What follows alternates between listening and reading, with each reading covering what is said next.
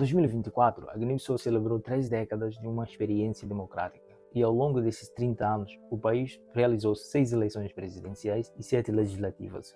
Mas afinal, o que mudou ao longo desta jornada? Será que o projeto da democracia se consolidou? E qual é a verdadeira raiz da instabilidade política que ainda marca o país? Sob a presidência do Umar Sissoko Embalo, que assumiu o poder desde 2020, a instabilidade política ainda continua presente, com dissoluções de parlamento, mudanças de governo e substituição de primeiro-ministro, que somam 4 ministros. Entretanto, este não é um caso recente. A instabilidade tem raízes profundas na história política do país, ou seja, desde a década de 90, com a abertura do processo democrático. Em 1994, a Guiné-Bissau realizou suas primeiras eleições multipartidárias. Nessas eleições, o PSGC saiu como vitorioso, com Nino Vieira eleito presidente da República e Manuel Saturnino Costa como primeiro-ministro. Entretanto, anos depois, em 1997, esse governo foi dissolvido e substituído por Carlos Correia. Bom, pouco tempo depois, 7 de junho de 1998, uma crise político-militar desencadeou na queda desse governo e uma guerra civil, como todos nós sabemos. Então,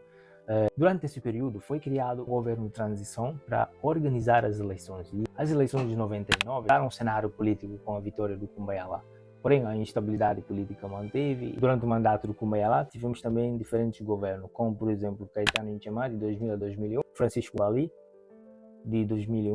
E em seguida tivemos o terceiro primeiro-ministro, cujo nome é Alamara Nhase, que assumiu de 2001 a 2002. E depois disso tivemos o quarto primeiro-ministro, né? Desta vez Mário Pires, entre 2002 a 2003. E em seguida, coincidentemente com o golpe de Estado, tivemos um outro governo entre 2002 a 2003, liderado por Artur Sanha. Com a queda do Kumbaya, através de um golpe de Estado, abriu um caminho para a volta de João Bernardo Vieira, que voltou ao país e concorreu às eleições de 2005, saindo como vitorioso, sendo candidato independente. Durante a gestão de Nino Vieira, vários governos foram totalmente dissolvidos, como por exemplo o governo de Carlos Gomes Júnior, entre 2005 a 2007. Em seguida tivemos o governo de Aristides Gomes, de 2007 a 2008. E depois de Aristides Gomes tivemos o governo de Martinho da Facabi, 2008. E em seguida Carlos Correia, 2008. E de novo tivemos um governo liderado por Carlos Gomes Júnior entre 2008 e 2009. Com a queda de João Bernardo Vieira em 2009, tivemos novas eleições. E durante essas eleições teve um governo de transição, sobre o qual não vou falar.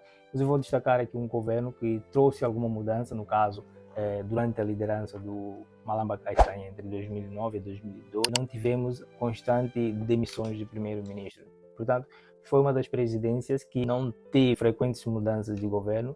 Após o falecimento de Malamba Castanha, a eleição de 2014 consagrou novamente a vitória do PAIGC, tendo José Mário Vaz como presidente.